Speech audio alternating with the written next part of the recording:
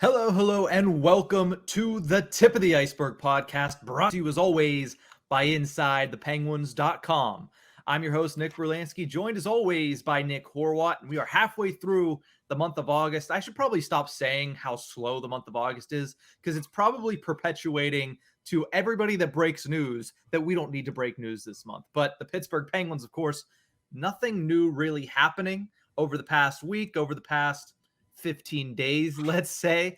But what we're going to do in today's episode is get a little creative. We're going to rank the Pittsburgh Penguins core against the other cores in the National Hockey League. I actually have a top 16 ranking that we will break down a little bit. We're going to talk about what cores are going to make a jump in 2023, where the Pittsburgh Penguins stand as far as the best leaders in the National Hockey League. Then we're going to check in on World Juniors a little bit because the group play is ending today. Of course, Team USA clinching the top seed in Group B, which is already good for the defending World Juniors champions. And then we'll finish off this episode with our weekly Pens poll, talking a little bit about Jake Guentzel. But Horwat, when I say Pittsburgh Penguins core, obviously everybody knows that it's Evgeni Malkin, it's Sidney Crosby, and it's Kris Letang, who are now, because of 2 contract extensions, set to be together for at least the next 3 seasons. What do you think that means to Pittsburgh? I know we've talked about it a little bit already, but what do you think just those 3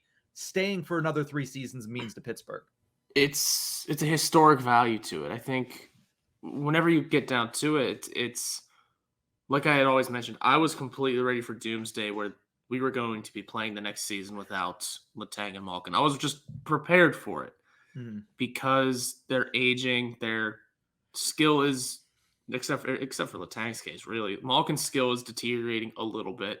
Letang still has it, but we know one day all 3 of them aren't going to be the same player.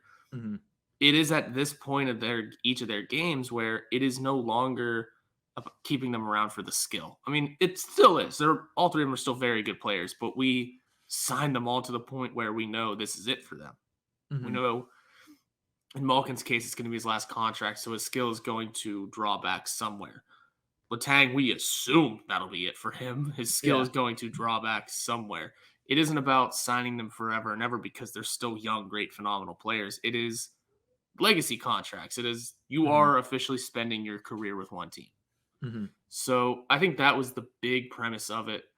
What it means for the city and for the team is just this ability to say, 20 years down the line, we'll be able to say, hey, we watched these 3 play here for their entire career. Here's the highlight pack. Here are the rings. Here are the banners to back it all up.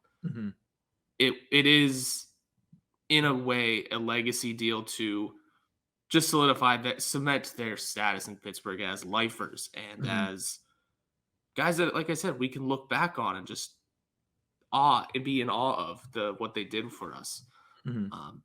That is, I would say, a lot of what it is. But again, I mean, their skill is still there for this season and at least for the following season.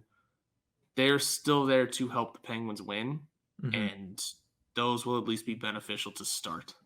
And I mentioned it on last Monday's episode when answering the Pens poll between Lemieux Yager and Crosby Malkin. I said, listen, no matter which way you split it, the Pittsburgh Penguins fans have been spoiled to watch those players play for this organization over the past 40 years, 30 years at this point.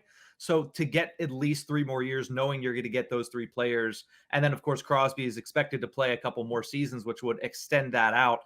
You're fortunate to be able to watch that, and what they've done in the past is, of course, very impressive, and which ranks them high among the cores of the salary cap era. But if you move it forward to next year, I think the big thing is you still have a year where, at the very least, we're going to see some very, very productive play from all 3 of them. And I do have them ranked fairly high when it comes to being ranked amongst the other cores in the National Hockey League. So let's get into it, Horwat.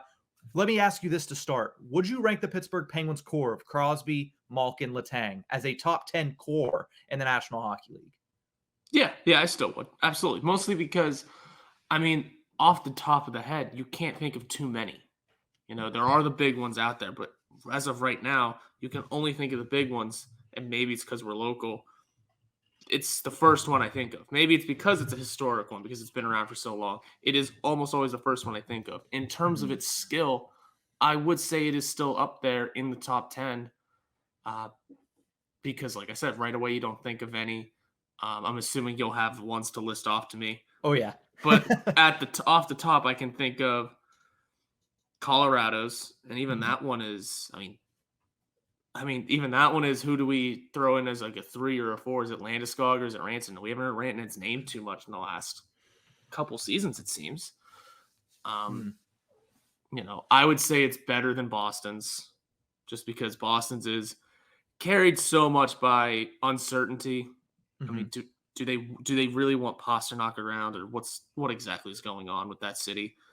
Um, Other than that, off the top of my head, a lot of change happened this offseason, so I can't think of any that are still around. Tampa Mhm. Bay's, what was Tampa Bay's? Oh, it's still there. Yeah. Stamkos, Kucherov, Hedman. I always look at Tampa Bay as just having such a full team that Mhm. you remember Palat was there. You remember Sergachev is still on their blue line. It's such a weird team. Mhm.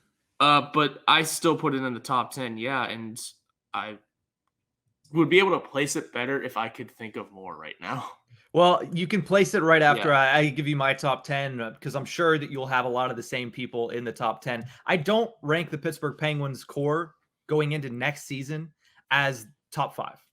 They're right outside. I think I have them. Yeah, I have them at 6. But when you look at what they've done in the past, combined, Crosby, Malkin, and Letang have played 3,030 games in a Pittsburgh Penguins uniform. They have combined for 1,105 goals and 3,205 points. So way over a point per game, almost 200 points over a point per game combined. But again, that's the past. I still think you're going to see that production. I Yeah. still think Crosby is going to be a threat to score over a point a game. I think Malkin's going to get very close, if not over a point a game. And Kris Letang's coming off the best season of his career. So I don't think that he's going to pass that. If he does, that's ridiculous and that's crazy.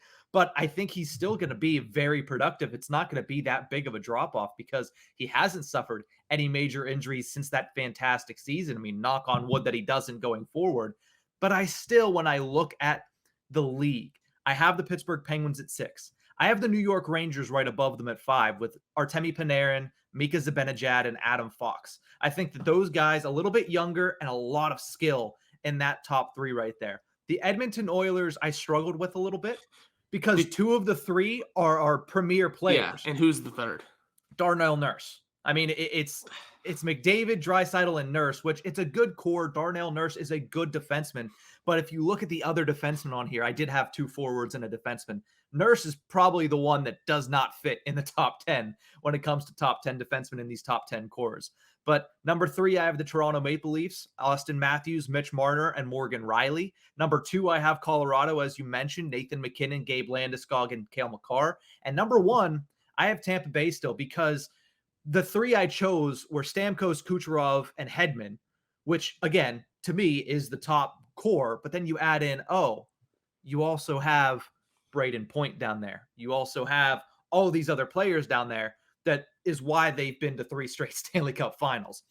So I have the Penguins at 6, but my top 5 is Tampa Bay, Colorado, Toronto, Edmonton, and the Rangers. That's who I have above the Penguins. And for 2 of those teams, you did that whole conversation without even bringing up goalies, who absolutely can be a part of this. I mean, Yeah, that's Andre true. Vasilevsky can slide in.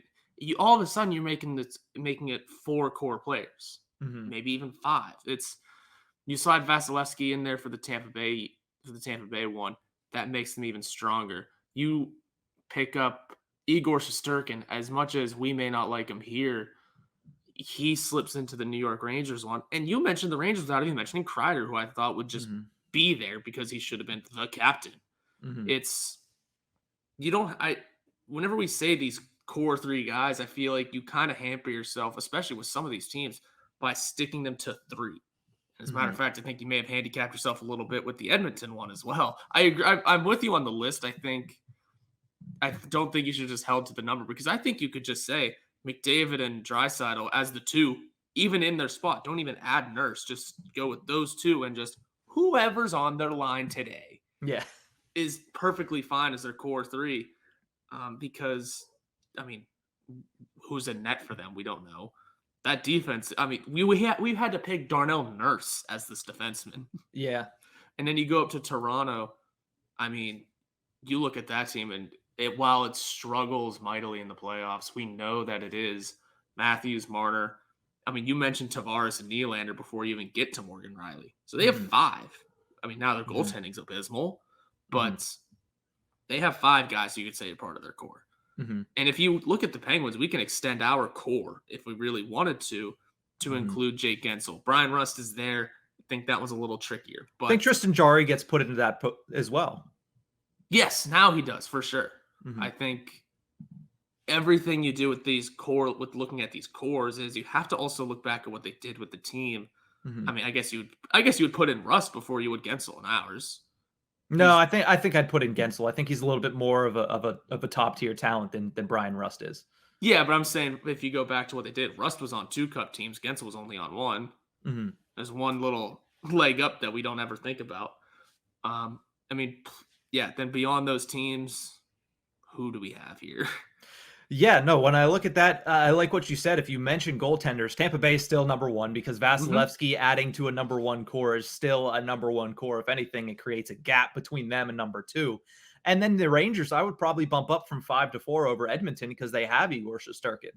Do I think that Edmonton's going to be better off now that they signed Jack Campbell? Yes. That's who they have. I do That's right. think they're going to be better off, but I still don't think that if you include goaltenders that they're better off than a team that just has a Vezina Trophy winner and Igor Shesterkin. But that is still my top 5 because we narrowed it down to 2 forwards and a hmm defenseman. Penguins, like I said, are at 6. I have 7 through 10 is the Florida Panthers at 7 with Barkov, Kachuk, and Ekblad. Carolina at 8 with a very underrated core of Sebastian Aho, Andrei Svechnikov, and Jacob Slavin. Boston, I dropped to number 9 with Bergeron, Marchand, and McAvoy going into 2022-23, mainly because Brad Marchand's injured going into the season. Patrice Bergeron was thinking about retirement Yeah. 2 weeks ago. So I do think that they drop a little bit in my rankings. And then the big caveat for number 10, which is the Vegas Golden Knights, is can they stay healthy? Because it's Mark Stone, it's Jack Eichel, and it's Alex Pietrangelo. Yeah. And again, that lineup has other guys like Jonathan Marchessault, like Shea Theodore on the back end. Obviously, we wish that we would be able to see Robin Leonard. That's going to be a big hit to them, already getting hit with the injury bug again. But I still think if they're healthy, Stone, Eichel, Pietrangelo, which we haven't seen very much of, is one of the premier cores in the National Hockey League. So that rounds out my top 10. Yeah, and the thing with Vegas too is those are 3 new names to that team. Mm-hmm. They're not. Excuse me. It's not Carlson, Marchessault, O'Reilly, who you would think of off the top, Mm-hmm. or I mean, they don't have any defensemen. I think from the original team. Shea Theodore. Shea Theodore's still there. Mm-hmm. All right, well there you go. But he's not the first one you think. Because that first team, that first Vegas team, I think about Nate Schmidt first Yeah. on the defense core. But it's a different new core 3, and I like that you were taking in Kachuk into the Florida thing because he's new, but he is definitely part of that core. And you look at the contract he signed, he's going to be a part of that core. Mm-hmm. So I guess you looked at it from a different lens than I did. It's a good way of looking at it. This is a question that I could come back to halfway through the season too. Mm-hmm. That I can see what these guys have done together. Is the chemistry working? Does it seem like a guy like Kachuk is going to stay the length of his contract? Because, I mean, half the season is not enough to tell that, but Yeah. you can start to see the routes, or you can see the seeds be planted of what is going to blossom there. And there's just a lot of movement that can happen on a list like this. Mm-hmm. But regardless, I would absolutely rank the Penguins in that top 10. And it maybe even in that top 5. I get Draisaitl and McDavid just are monsters on their own and will that team to the postseason. Mm-hmm. But you do need a third man in there. You know, could it be Jack Campbell in net? Could be. We have to wait and see. That's the biggest question mark of your list to me, I think, is just what can Edmonton do? They need to really still define themselves as more than just a team that has McDavid and Draisaitl. Mm-hmm. Yeah, and I have to. I'm looking through the remainder of my list because I did go to 16, and I have to change something because I forgot about one player. But 11 through, I guess it will be 17 now. I have 11 as the Washington Capitals with Ovi, Backstrom, and Carlson. Of course, again, Backstrom, we're not sure when he's going to play this season. Nashville, I have at number 12 with Philip Forsberg, Matt Duchene, and Roman Josi. A lot of people forget Roman Josi scored 96 points from a blue line position last year and was second in Norris Trophy voting. 13 is where I have to add in the Calgary Flames, because I completely forgot that I have a lot of respect for Jonathan Huberdeau, and I'm excited to see what he's able to do in a Canadian market. The only problem with that is, who's the defenseman again for the Calgary Flames? I have Huberdeau, Lindholm, and then Noah Hannafin. And I think that that is still a pretty solid core when you look at the Calgary Flames. I don't think it's a top tier core, but I do have to slot that in at 13. 14, I have the Devils' young core of Nico Hischier, Jack Hughes, and of course, Dougie Hamilton. 15, I have the Columbus Blue Jackets. Gaudreau, Laine, and Werenski. Again, Laine being the weakest link there. He shaved his head. That was a little weird to see over the weekend. Number 16, I have the Detroit Red Wings, who I'm excited to see in year 2. Dylan Larkin, Lucas Raymond, Moritz Seider. Like you said, if we have to add a fourth in, Tyler Bertuzzi gets added into that. And number 17, I have the Chicago Blackhawks.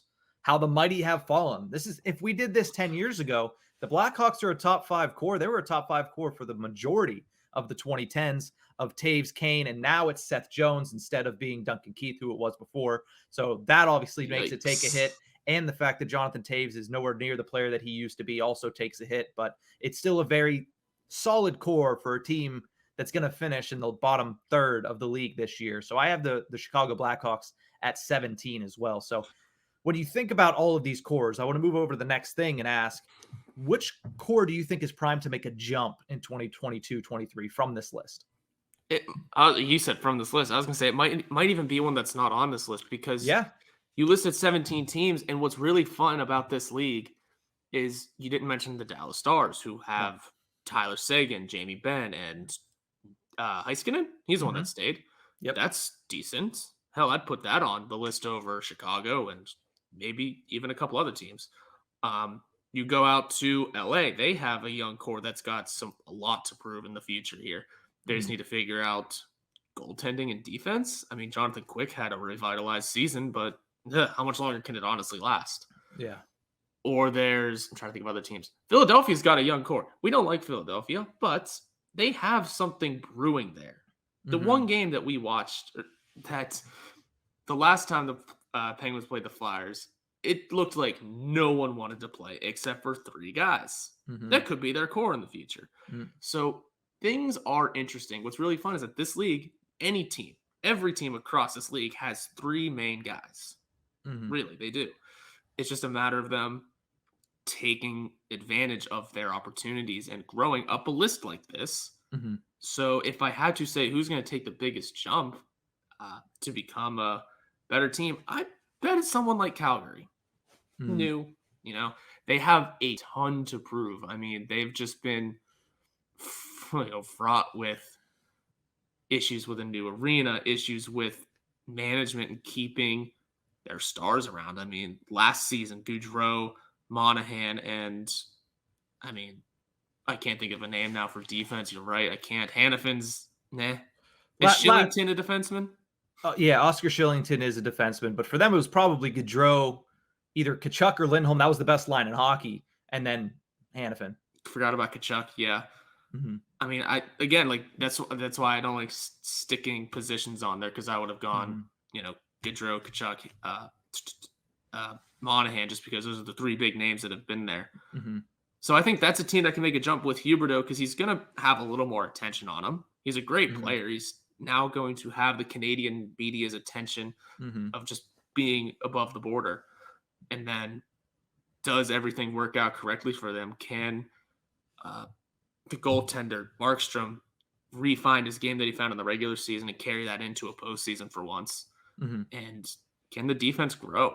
There's a lot of questions that can be answered there that if they get answered properly, can jump them up to where they were last season.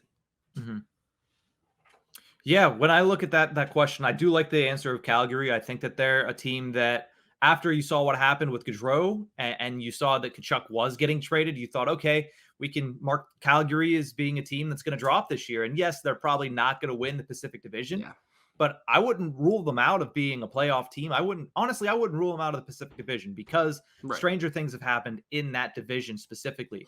But when I look at some of these cores primed to take a jump, The one on this list that I really like is Heishier, Hughes, and Hamilton. I think the way that their goaltending was last season, it really hampered them and what they were able to do, especially because Hughes got injured, I believe, in the second week of the season. So hopefully all of these guys can stay healthy this year. I think they'll take a jump. I think Carolina, with another season of being dominant like they were last season, they're going to take a jump. And one name that's not on this list, the Anaheim Ducks. You mentioned Miro Heiskanen being the guy that's still in Dallas. Well, the guy that left Dallas is John Klingberg. He went to Anaheim. So I like John Klingberg, Trevor Zegras, and Troy Terry. I think that's another nice little core that's going to take a jump for the Anaheim Ducks this year. Do I think they're going to jump into the top 10? I don't think so.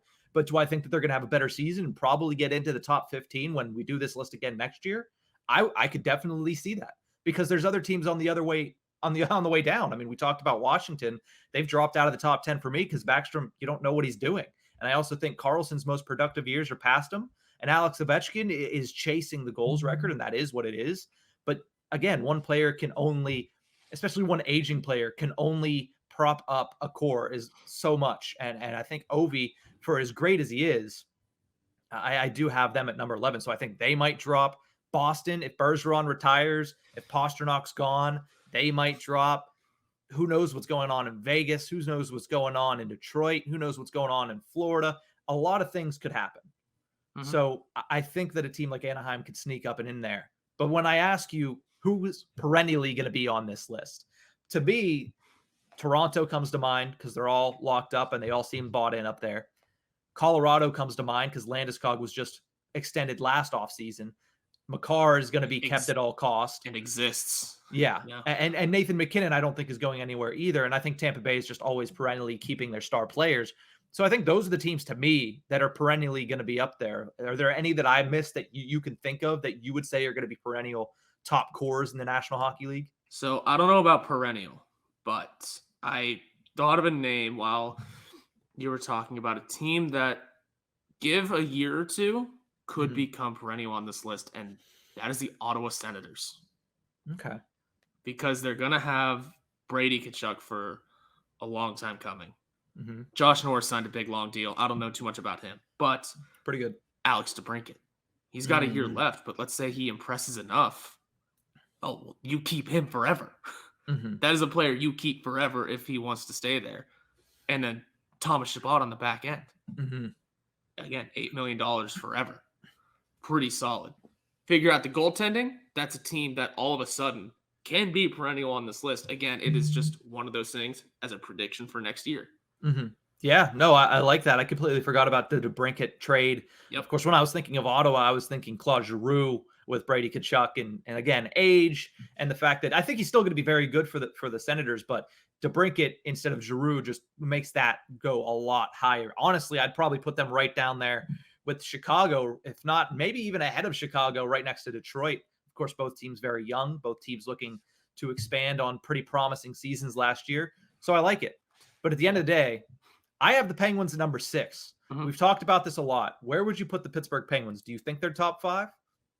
I think so. I think because we have the legacy of success, we can use my rules a little bit and extend the core past just main 3, tack in a great regular season Tristan Jarry and a Jake Guentzel who's primed for 50 to hit from 50 goals, possibly 100 points. I would slip us up, especially because I look at Edmonton so much differently than a lot of people do. I get that McDavid and Draisaitl are literal world eaters.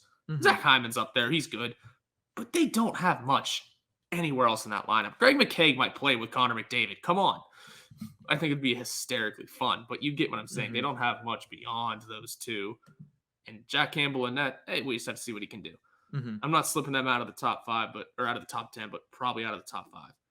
And I know this, I'd say the Penguins are in the top 5. Also, I have Chicago at the bottom 5 in the league, man. Like, really? Just Patrick Kane is still really good. Yes, Jonathan Toews is not the same player. Doesn't want to be there anymore, I think. And if you're using Seth Jones, boy, oh boy, that just makes things worse. I don't know. That team is just a hellscape right now that it's disgustingly sad to see, but just the way it is. I mean, you already traded away DeBrincat. Kirby Doc's not there anymore. It's not fun. Well, Taves does not want to be there. yeah, and here's the thing. I'm not ranking teams right now because the Chicago Blackhawks Right. would be in the bottom 5. Ranking the core, if I stop at just the 3, Taves, Kane, and Jones, not awful. I don't hate No. that. I don't hate that as a bottom 5 in the National Hockey League, especially because even though he's not what he was, Jonathan Taves is still a great two-way player. Patrick Kane is still a perennial all-star in this league, perennial all-pro. He's one of the top players in the league still. It's just it goes unnoticed because all his points are. It's like the LA Angels. Oh, look at how good Mike Trout and Shohei Ohtani are, and they lose 8-7. Like that's what happens, and that's the same thing that's going to happen with Chicago Blackhawks going forward, especially if these guys stay there. But when I look at perennial, you have the Pittsburgh Penguins sliding up above Edmonton. It sounds like so. You have the Penguins at 5, or do you have them above New York? I'm bold. Yeah, they can be 5 because New York is such a juggernaut of a team right now. Who knows what they can do in the future? Adam Fox is going to be there forever. Mm-hmm. And sure, Zibanejad and Kreider and Panarin, they're a little more aged, but they're going to be there. And they're going to be a hassle to play against. Yeah. All right. So the top 5 for you then would be Tampa, Colorado, Toronto, the Rangers, and then the Penguins. I have Tampa, Colorado, Toronto, Edmonton, and the Rangers, the Penguins slotting in at number 6. That's the top cores according to the Tip of the Ice-Burgh podcast. Yeah. Yeah, give or take. And then I have obviously the next 13 ranked because I went into a rabbit hole whenever I found out we were doing this. But oh well, I'll post that and we can all argue about it later. But we're going to take a quick break. When we return, we're going to check in on the IIHF World Junior Championships.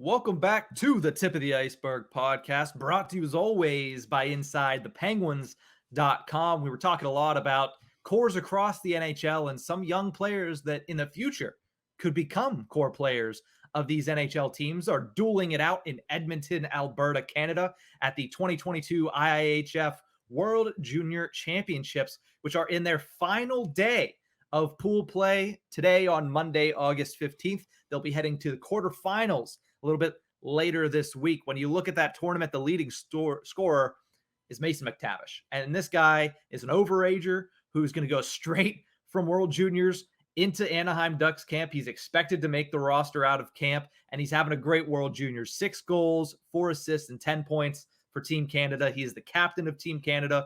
And as it expectedly should be, he is the leader in the clubhouse in the entire World Juniors. What do you think about Mason McTavish?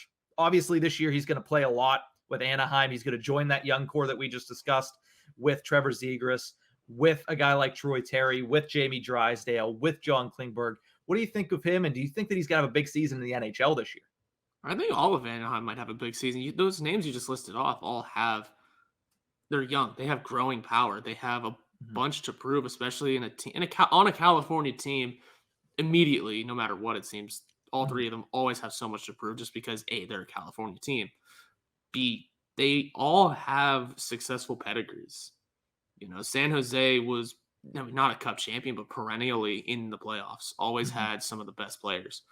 And the LA Kings have their cups to fall back on. The Ducks have one, but are probably the ugly stepsister of these 3. You know, if you really do think about it, they have the cup, yeah, but they've been the team. I mean, they're the Disney team. Let's start there. Their history is, you got started because you're the literal Mickey Mouse organization. No offense to them, because they're not anymore, and they've shed that light. As awesome as those jerseys were and that we still love seeing, they've shed that light of being the Mickey Mouse organization, and they've just been not a laughingstock, but I mean, I always forget the Corey Perry and Ryan Getzlaf years. They slid into the playoffs quite often. Slid in. They won the Pacific Division for like 6 straight years. I'd have to look at the Pacific. Again, here we go. I'm on the East Coast. I don't notice the California teams that often. I just know that the Sharks were always they won the President's Trophy a pair of times, I think. So they've been a very good team as well. I think especially more recently, I guess you could say, the Ducks have turned into the lowly team of the 3. But I think with so much to prove, and I forget his name now, the one we were just talking about with the World Juniors, because that's what I'm McTavish. talking. Yeah, Mason McTavish is going to help turn that team around into not a contender yet, but Mhm. definitely the first steps of growing into a fierce contender out west. Mhm. I think the one thing that everybody thinks about when you talk about the Anaheim Ducks is how long are they going to hold on to John Gibson? And with these young players, why get rid of them? I mean, if you want to have, like, I know last season they didn't make the playoffs, but they started off really hot, and for the majority of the season they were in a playoff spot, and they just fell apart at the end. They're a young team; they have to learn those lessons. But the more they do, and then they get reinforcements, and a guy like McTavish, bringing a guy like John Klingberg, even though it's on a 1-year deal, I'm excited to see what the Ducks do. And I'm excited to see what McTavish does, because clearly, if you've been watching any of World Juniors, he is an electric factory player, which of course will fit right in with a guy like Trevor Zegras, especially down there in Southern California. Another player on Team Canada that he's not high on the leaderboard, but he is doing some ridiculous things. Some of the highlights are as advertised, and that is for perennial and potential first overall draft pick in 2023, Connor Bedard. He has 2 goals and 5 points in the 3 games for Team Canada. Of course, they play a little bit later today against, I believe, Finland, and the winner will win Group A. But I think when you watch Bedard, you see the potential that he has there. The guy is 17 years old, and he's doing this kind of crazy stuff on a world stage. I'm excited to see what he's able to do in his last year. And listen, we've had a couple of years in a row now where Uri Slafkovsky's probably not going to play for the Canadians this year. Owen Power did not play for the Buffalo Sabres last year after being drafted first overall. Bedard might be the first person in 3 years to get drafted and start right off with his NHL team. Almost not the way it should be, but a little more old school, letting them grow into the system a little more. That's for these new guys. Let them grow in the system a little more. Let them learn a professional game. But if Connor Bedard is just that skilled and that good, yeah, you always want to put out your best chances of winning. Mm-hmm. If he is your best chance of winning, no matter which team it is, then you got him. Mm-hmm. It'll be interesting to see how when his draft is after this season, correct? Yes, this is his draft year now. It'll be interesting to see what teams do. I mean, is he as advertised? He has the rest of this tournament to prove it, and one more regular season. For where does he play again? He plays in the CHL in Canada. Yeah. Okay. Mm-hmm. He's got a lot to prove still, so we'll see what he's. I mean, he's already proving it. I have not been watching the World Juniors at all, but I've been seeing his highlights, and you know what? There's something special there. It's Mm-hmm. a matter of growing it into a professional game, and if he might be for the first time in a while, a player to get drafted first overall and crack the lineup. Mm-hmm. And of course, what happened last draft with Yuri Slafkovsky going up and catching Shane Wright, we thought that there might be a similar race this year, but unfortunately, Matvei Michkov was injured over in Russia. Of course, he is a very talented young Russian star that we were all excited to see. He got hit by, I believe, former NHLer. It wasn't Dmitry Yaskin. I think it was Alexei Yemlin who hit him knee on knee, and it just did not look good. So wishing a speedy recovery for Matvei Michkov. Back to World Juniors, though. Kent Johnson, shout out to him, Columbus Blue Jackets prospect from the University of Michigan, doing the Michigan goal against the Czech Republic. So you got to love seeing those just continue to be played in game action. Kent Johnson doing that. But when looking at the actual tournament, Group A, Canada is taking on Finland later today. The winner wins Group A and gets the number 1 seed heading into the elimination stages.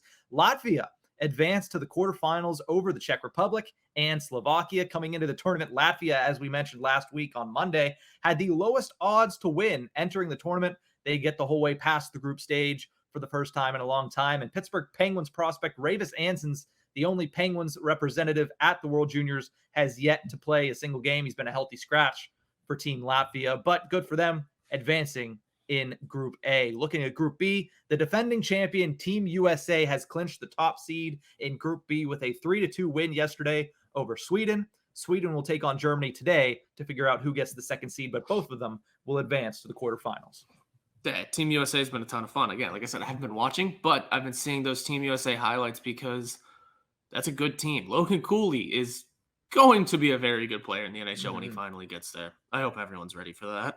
Maybe Arizona won't be playing in a college by then. but they probably will be. I highly doubt it. I think they're going to be there for about 4 years. But nonetheless, Logan Cooley has had a pretty good tournament as well. Some of his moves, again, not big numbers on the score sheet, but he's been very, very productive and pulling some really ridiculous moves against these other teams. But let's finish this episode off with our weekly Pens poll. We talked about it on last Monday's episode when I was solo without Horwat, but now that he's back, I want to give him an opportunity to give his opinion on this little question that we had.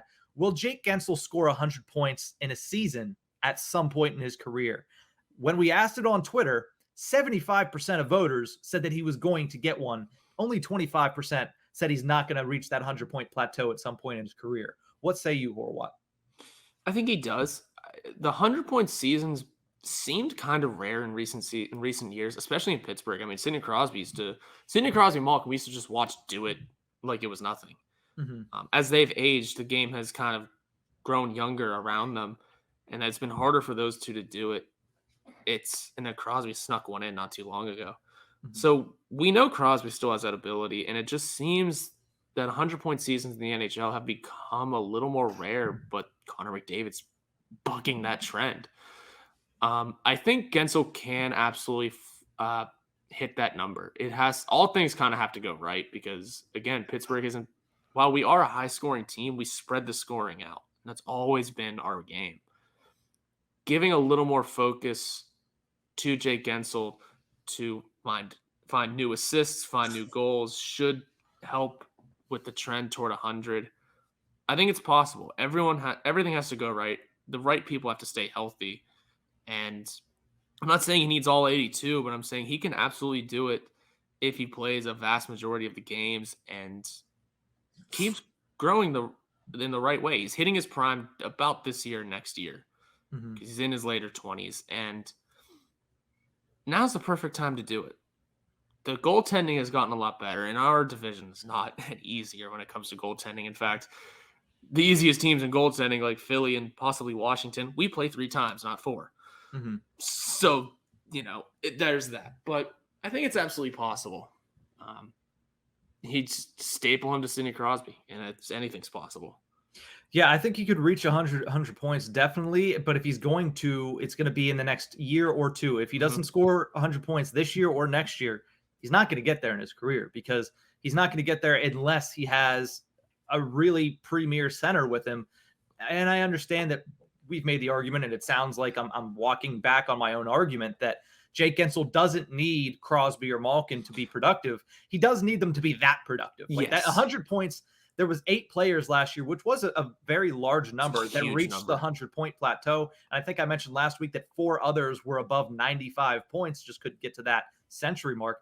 Do I think Guentzel, who played 76 games last season, scored 84 points? If he plays that 82 games, I think he'll be close. I'm not saying he's somebody that'll ever get to like 110, 120, but he might be able to get to 101, 103, maybe top out at 105, but he's going to have to play a full season fully healthy with a fully healthy either Crosby or Malkin, because without a premier center, like if Jeff Carter is his center for the majority of the season, he's not going to score 100 points. But if it's Crosby or Malkin and they're healthy the whole season and he's healthy the whole season, either this year or next year, I think he could. But that's my caveat. If he doesn't score in these next 2 years, he'll be 29 years old, and I don't think he's going to reach that century mark after that. It just has to happen now. Yeah, that's all it is. And plus, the goaltending is getting better. The goaltending is getting so much better. It is, but I think they're also, the NHL is trying to change rules to try to make it a little bit more easier to score goals. The pads are getting shortened and the nets, all sorts of rule changes that just lead to more goal scoring. We saw it last season, hence 800-point scorers. And even though the goaltenders are more athletic, they're better, they have quicker reflexes, I do think the NHL is trying its darndest to keep goal scoring up as well, even though the goaltenders continue to get better. They're juicing the pucks, man. They're juicing the pucks. Hey, listen, everybody likes goal scoring. That's what brings in the money. That's why the NHL is focused on it. Whatever. I think if still somehow the goaltending is getting better. I mean, Vasilevsky's still a robot. Igor Shesterkin, it's the Russian goaltending is getting a hell of a lot better too. That's really what it is. We can remember back in the day, like early 2000s, mid 2000s, early 2010s, Russian goaltending was horrible.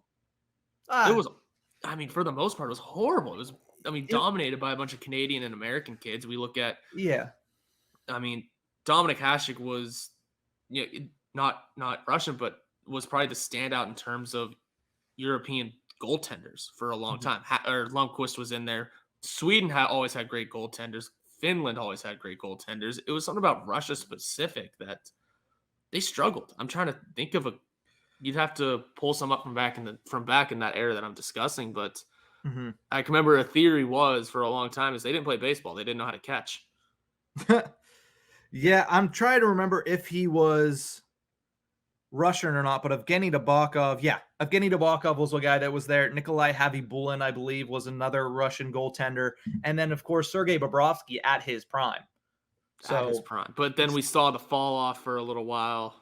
well, yeah, and while that's not like top tier, and Bobrovsky was at some points, while that's not the best of the best like it is now with Shesterkin and It's now a new Vasilevsky trend, and I guess. Sorokin. Yeah, now there's more dominant goaltenders. Yeah. There were very good Russian goaltenders in the early 2010s, but now they're dominating these conversations. Like you said, Vasilevsky, even Sorokin was really, really good. And then I'm trying to think of who the Nashville Predators drafted a little bit ago, but he's supposed to be very good as well. Good.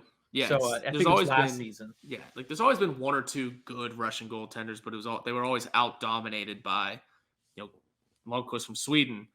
If you need to go back far enough, Hasek from the Czech, I think he's Czech.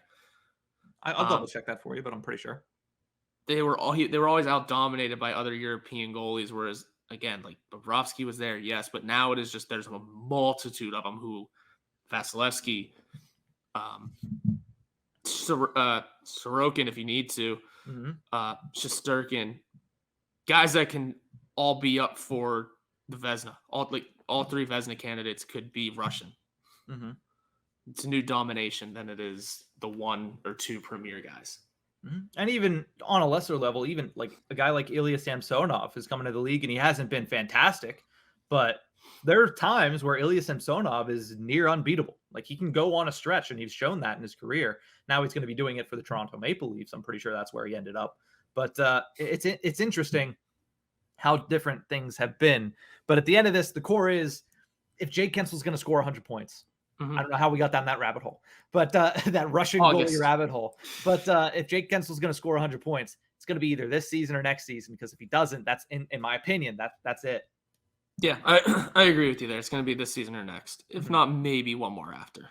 Yeah, I just figured I'd bring it back to the core before we walked out of here for Monday's episode of the Tip of the Ice-Burgh. But that is going to do it for this one. Thank you guys so much for tuning in. We will see you on Thursday with a new episode. Hopefully something happens in the next 3 days. But if not, we'll still be back to talk all things Pittsburgh Penguins that we can humanly think of at this point in time. That's going to do it. We'll see you guys on Thursday. Have a great week, Pens fans.